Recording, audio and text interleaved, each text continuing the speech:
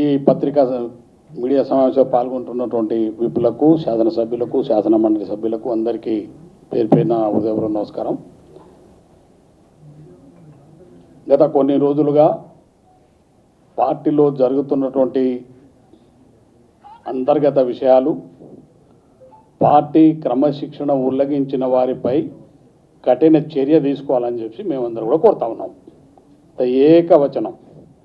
ఎందుకంటే ఈ రాష్ట్రంలో 10 సంవత్సరాలు అనేక మంది కార్యకర్తలు వాళ్ళ కష్టార్జితం, వాళ్ళ రక్తాన్ని ధారపోసి రేవంత్ రెడ్డి గారి నాయకత్వంలో ఇవాళ కాంగ్రెస్ పార్టీ అధికారంలో తీసుకుని వచ్చినారు. పోలీస్ కేసులు, వాళ్ళ ఆస్తులు పోగొట్టుకున్నారు, వాళ్ళ ప్రాణాలు పోగొట్టుకున్న అనేక మంది కార్యకర్తలు ఇవాళ ఈ రాష్ట్రంలో కాంగ్రెస్ పార్టీని ఆ రోజు అధికారంలో తేవడానికి రేవంత్ రెడ్డి గారు పడ్డంటున్న కష్టం మీకు తెలుసు, నాకు తెలుసు, మా అందరికీ తెలుసు.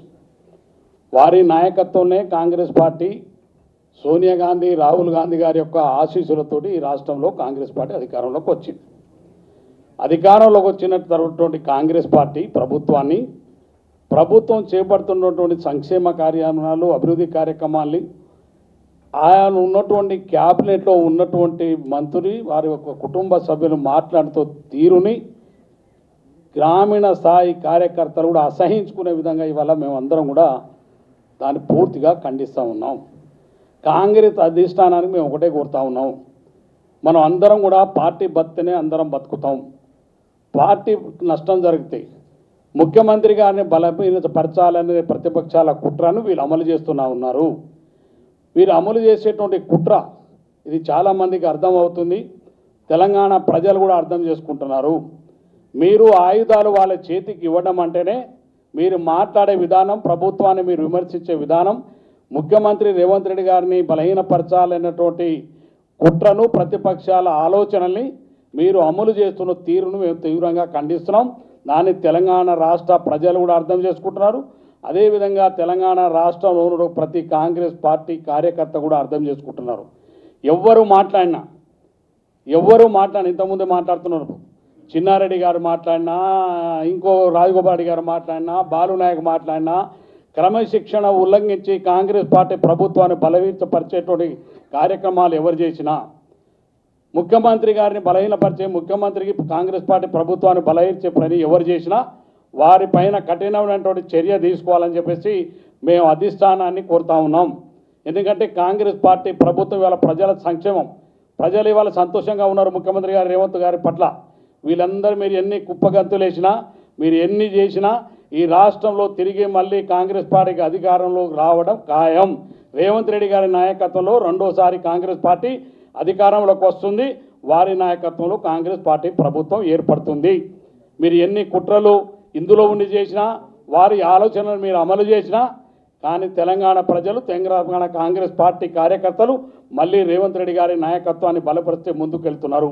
అందుకనే క్రమశిక్షణ చర్యకు లోబడి మొన్న పిసిసి అధ్యక్షులు గారిని కానీ, మేము అదేవిధంగా ఏఐసిసి ఇన్ఛార్జి మీనాక్షి మేడం గారికి కానీ, రాహుల్ గాంధీ, సోనియా గాంధీ, మల్లికార్జున ఖర్గే గారిని కోరుతా ఉన్నాం. కాంగ్రెస్ పార్టీ క్రమశిక్షణ ఉల్లంఘించి మాట్లాడిన వాటి క్రమశిక్షణ చర్య తీసుకోండి. షోకాజ్ నోటితోటి వదిలిపెట్టకండి. ఎందుకంటే వీరందరూ కూడా ఏ వారో బలహీనపరచలేరు, ప్రభుత్వాన్ని బలహీనపరుస్తున్నారు, కాంగ్రెస్ పార్టీని బలహీనపరుస్తున్నారు, మా అందరి భవిష్యత్తును బలహీనపరుస్తున్నారు, తెలంగాణ ప్రజల ఆశలను బలహీనపరుస్తున్నారు. కాబట్టి వారిపైన కఠినమైన చర్యలు తీసుకోవాలి. అది ఎవరైనా కావచ్చు, కులంతో సంబంధం లేదు, హోదాతోటి సంబంధం లేదు. ఎవరు కాంగ్రెస్ పార్టీ కార్యకర్తకు ఎవరైతే కాంగ్రెస్ పార్టీని బలహీనపరచాలనేటువంటి మాట్లాడితే వారిపైన కఠిన చర్యలు తీసుకోవాలని మా అందరి డిమాండ్. అందులో భాగంగానే మేము ఒకటే కోరుతా ఉన్నాం, ఏదైతే మీరు కాంగ్రెస్ పార్టీ మాట్లాడదలుచుకుంటే మీరు ముఖ్యమంత్రి గారితో విధంగా మాట్లాడండి, మీరు లోపల ఇంట్లో మాట్లాడుకోండి, మీ సమస్యలు ఉంటాయి. లేదు కాంగ్రెస్ పార్టీ అధిష్టానం రాహుల్ గాంధీ గారు ఉన్నారు, సోనియా గాంధీ గారు ఉన్నారు, ప్రియాంక గాంధీ గారు, మా అధ్యక్షులు ఖర్గే గారు ఉన్నారు, వారి దగ్గర పోయి మాట్లాడండి మీరు ఏమన్నా విషయాలు. కానీ మీరు పత్రిక ప్రకారంగా ప్రభుత్వం పైన, ముఖ్యమంత్రి గారి పైన మీరు మాట్లాడే విధానం ప్రతిపక్షాలు ఆయుధాలుగా మార్చి ఇవాళ కాంగ్రెస్ ప్రభుత్వాన్ని బలహీనపరిచే విధంగా చేస్తున్నట్టు విధానం సరైన విధానం కాదు.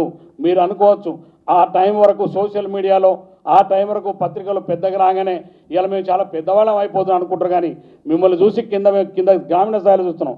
గ్రామాల్లో కార్యకర్తలు ప్రజలు అసహించుకుంటున్నారు మీ యొక్క స్థాయిని చూసి. సొంత పార్టీలో ఉండి మనం కూర్చుంటే ఈ నీడనిచ్చే చెట్టు నరుకుంటే దుర్మార్గమైన సంస్కృతి, అది మంచి విధానం కాదు. ఏ నాయకుడైనా కావచ్చు, ఏ పార్టీలో కావచ్చు. రేపు మేము మాట్లాడినా, ఇంకెవరు మాట్లాడినా, ఎవరు మాట్లాడినా, ఎంత పెద్ద నాయకుడు మాట్లాడినా మీకు సమస్య ఉంటే అధిష్టానం చెప్పండి. కానీ పార్టీని నష్టపరిచేటువంటి మేము ఉన్నటువంటి శాసనసభ్యులం అందరిది ఇక్కడ మేము అందుబాటులో ఉన్న వాళ్ళు మాత్రమే ఇవాళ ఇక్కడ చేరుకున్నాం.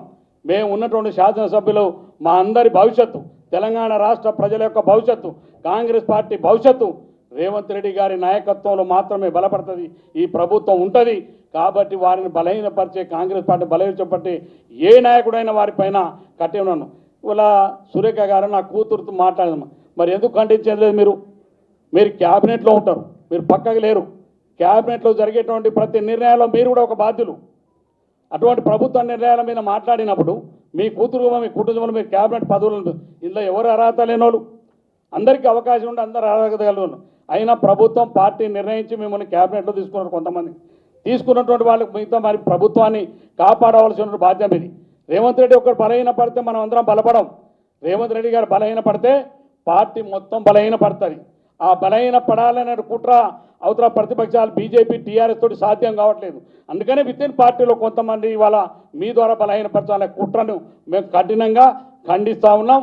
వారిపైన కఠినమైన చర్య తీసుకోవాలని కాంగ్రెస్ పార్టీ అధిష్టానాన్ని కోరుతా. అందరు నా ఒక అభిప్రాయం కానీ అందరు శాసనసభ్యుల అభిప్రాయాన్ని మేము ఇలా ఈ సభ ద్వారా తెలియజేస్తాను. ధన్యవాదాలు.